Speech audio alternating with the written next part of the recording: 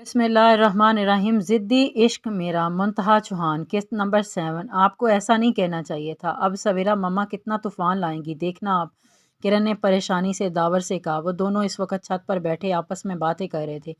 किरण, मैंने फ़ैसला कर लिया है, अगर मामा या बाबा ने मेरे साथ ज़बरदस्ती की तो मैं ये घर छोड़ दूंगा, लेकिन मुझे तुम्हारे साथ चाहिए। दावर ने पक्का इरादा कर लिया था। उसकी बात पे किरण का दिल बेख्तियार धड़का। दावर, आप जानते हैं बहुत चाहती हूँ मैं आपको, लेकिन घर वालों के खिलाफ कभी नहीं जाऊंगी। किरण ने डरते हुए मजबूत लहजे में कहा। तो क्या अलग हो जाओगी मुझसे?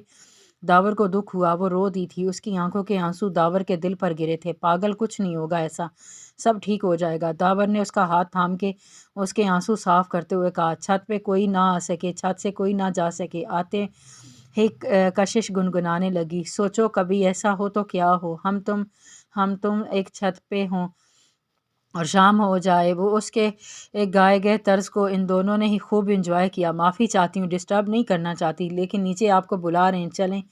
कशिश ने सीढ़ियों की तरफ इशारा किया था। दावर ने किरण को आंखों ही आंखों में तसल्ली दी। इश्क के इम्तहान और भी हैं मेरी जान, अभी से हिम्मत हार गए। कशिश ने किरण को कंधे पर ठोंका मारा तो वो सर झुका के मुस्कुरा दी थी।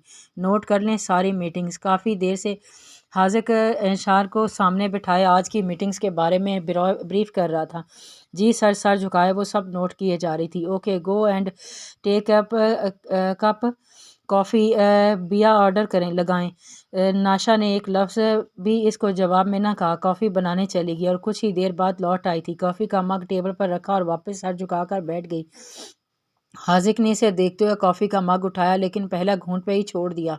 कॉफ़ी बिल्कुल भी सही नहीं बनी थी। हाजिक को गुस्सा आ गया था।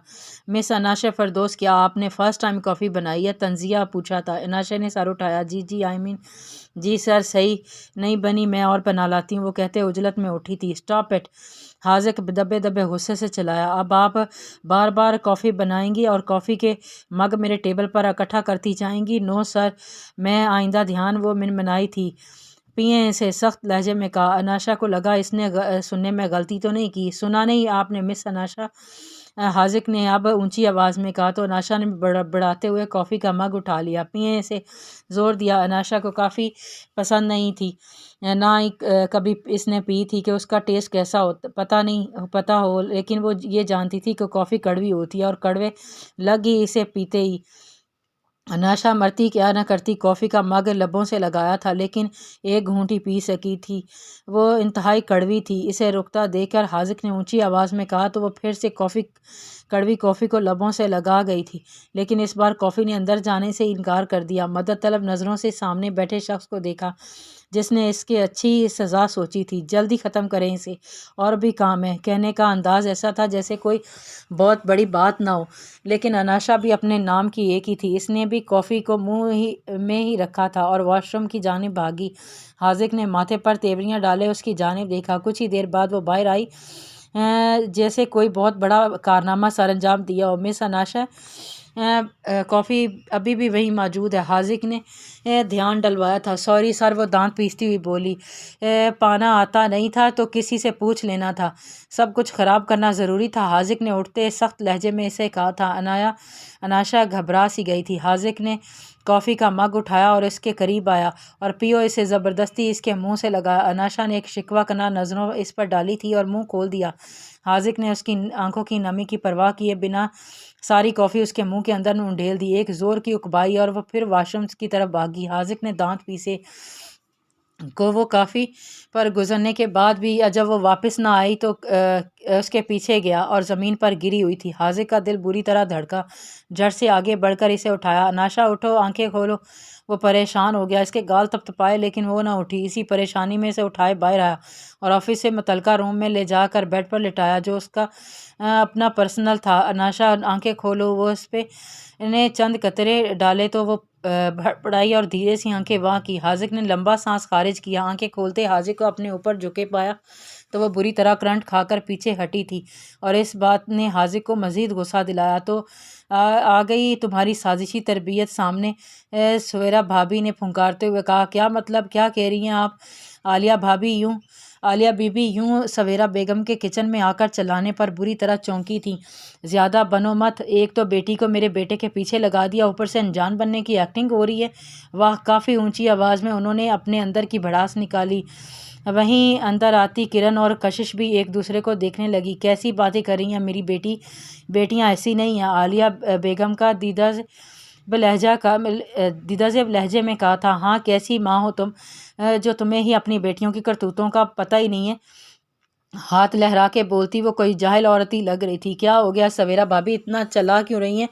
کرن کے لاکھ روکنے کے باوجود بھی کشش اندر جاتے ہوئے پانی کا گلاس بھرتے ہوئے منہ سے بول پڑی، تم اپنا منہ بند ہی رکھو اور اپنی اس بات میں نہ پڑو تو تمہارے لیے زیادہ بہتر ہے۔ کشش کو کہتی وہ پھر سے عالیہ بیگم کی طرف مڑی، اور تم ایک بات میری یاد رکھنا، داور اور میرا بیٹا ہے، اور جہاں میں چاہوں گی اس کی شادی وہیں ہوگی، اس لیے نہ ہی کوئی خود خواب دیکھو اور نہ ہی اپنی بیٹی کو دکھاؤ، اور نہ ہی بہت پچھتاؤ گے۔ غصے سے کہتی وہ وہاں سے باہر نکل گئی تھی، جبکہ دروازے میں کھڑی آنکھوں میں ڈھیروں آنسو لیے کرن کو انہوں نے نفرت اور حقارت سے دیکھا۔ ماما، کرن مرے ہوئے قدموں سے اندر داخل ہوئی، آنسو بے اختیار بہتے جا رہے تھے۔ ماما، ایسی بات نہیں ہے سویرا ماما، کرن سے بات ہی نہ بن پائی تھی۔ عالیہ بیگم کرن کو بے یقینی سی دیکھے جا رہی تھی، اور کشش کو رہ کر سویرا بی بی پر غصہ آ رہا تھا، جو محبت کے بیچ ظالم دیوار بن گئی تھی۔ عالیہ بیگم بنا کرن سے کچھ کہے وہاں سے نکل گئی تھی، اور کرن پھوٹ پھوٹ کر رو دی تھی۔ سب ٹھیک ہو جائے گا، کرن نے دکھی لہجے سے کہا۔ کرن کو تسلی دی۔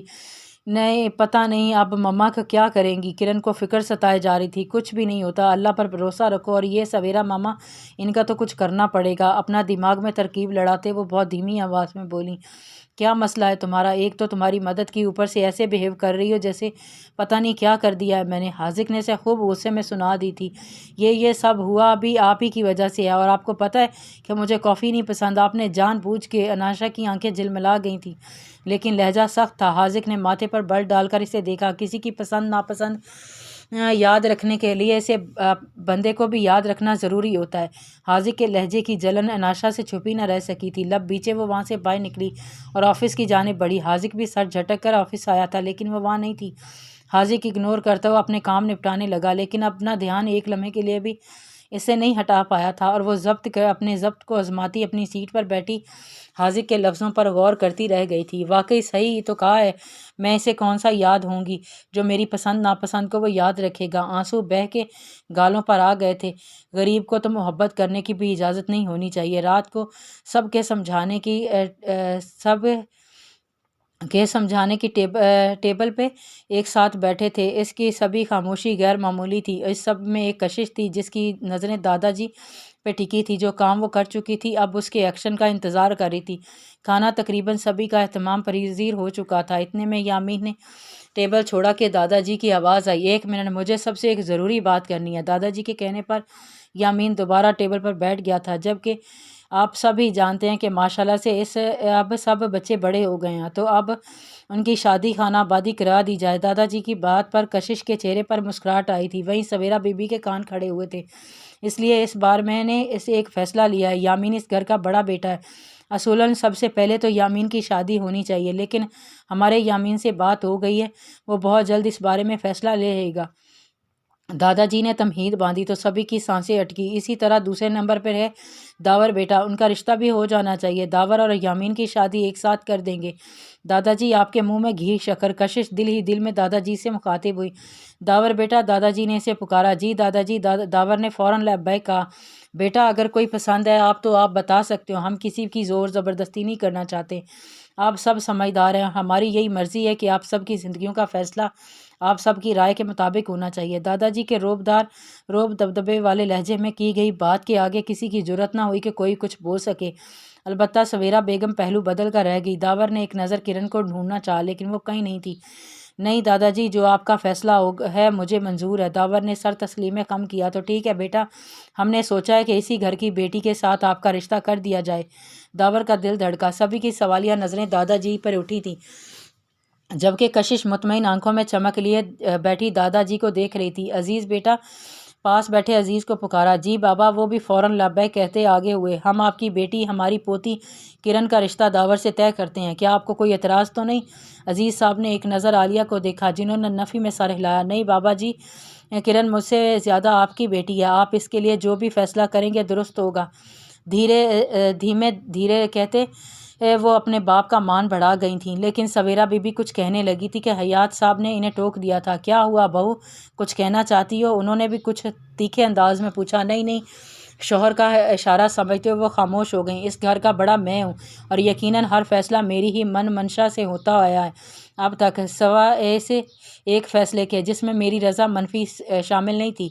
وہی فیصلہ اس گھر اور اس گھر کے بچے کے لیے اچھا ثابت نہ ہوا، اور وہ سب جانتے ہیں۔ بہت ٹھہر کے انہوں نے سویرا بی بی کو بہت کچھ باور کروا دیا تھا، اور وہ منہ بناتی سر جھکا گئی تھی۔ تو ٹھیک ہے، اس جمعے کو دونوں کا باقاعدہ رشتہ طے کر لیا جائے گا، اور یامین کی شادی کا بھی کسی سے کروا دی جائے گی۔ مبارک ہو۔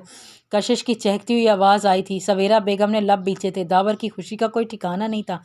اٹھ کر دادا جی کے گلے لگا۔ یامین نے بھی گلے لگ کر مبارکباد دی تھی۔ کشش فوراً سے فریج سے کیک نکال لائی اور سب کا منہ میٹھا کرانے لگی۔ سویرا بی بی کشش کا ہاتھ پیچھے کر دیا تھا اور منہ بناتی وہاں سے واک آؤٹ کر گئی تھی۔ عالیہ جانتی تھی اب سویرا بی بی نے ہے، لیکن دادا جی کے سامنے سبھی خاموش تھے۔ عزیز صاحب نے بھی داور کو گلے لگایا تھا، عالیہ نے بھی پیار کیا تھا۔ حیات صاحب کندھے پہ تھپکے اندر بڑھ گئے تھے۔ کچھ بھی کر لیتے، باپ کے سامنے کھڑے نہیں ہو سکتے تھے۔ یامین پتر، اب تو بھی آگے بڑھ اپنی زندگی میں۔ بیٹا، مجھے آپ کی اور داور کی خوشی ایک ساتھ دیکھنی ہے، دادا جی نے بہت پیار سے اپنے پیارے پوتے سے کہا تھا۔ جی، یامین نے کن اکھیوں سے کشش کو دیکھا جو داور کو بار بار چھیڑ جا رہی تھی۔ سمیر بھی اس کا خوب ساتھ دے رہا تھا، اور دادا جی کو یامین کچھ چھپ سا لگا تھا۔ اچھا، اب سب متوجہ ہوں، رشتہ تو طے ہو جائے گا، لیکن شادی یامین اور داور کی ایک ساتھ ہی ہوگی، اس میں کوئی رد و بدل نہیں ہوگا، اس لیے اس بارے میں کوئی بات کسی کی نہیں سننے جائے گی۔ دوسرے لفظوں میں، آپ سب مل کر میرے یامین پتر کے لیے لڑکی ڈھونڈیں۔ ہرے! دادا جی نے ہنسی مذاق میں بات کی تو کشش نے نعرہ لگایا، یہ تو اس کا فیورٹ کام تھا۔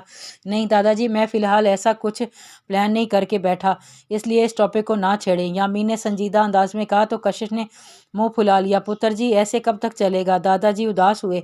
دادا جی، آپ فکر نہ کریں، ہم مل کر ڈھونڈیں گے ان کے لیے بہت سی اچھی اور پیاری لڑکیاں، یامین نے سختی سے ٹوکا تو سبھی خاموشی سے اس کی سخت آواز پہ اسے دیکھنے لگے۔ اس ٹاپک پر دوبارہ کوئی بات نہیں ہوگی، اور کوئی بھی کچھ نہ سوچے اس بارے میں۔ یامین انگلی اٹھاتا کشش کو وارن کرتے وہاں سے چلا گیا۔ دادا جی نے مسکرا کر کشش کو دیکھا تو وہ بھی مسکرا دی۔ اسے دادا جی کی پوری سپورٹ تھی، تو اسے فکر کاہے کی تھی؟ بے فکر ہو، تمہاری محبت میں کسی کو ظالم سماج نہیں بننے دوں گی، چاہے مجھے کچھ بھی کیوں نہ کرنا پڑے، پر تم دونوں وعدہ کرو میرا ساتھ دو گے؟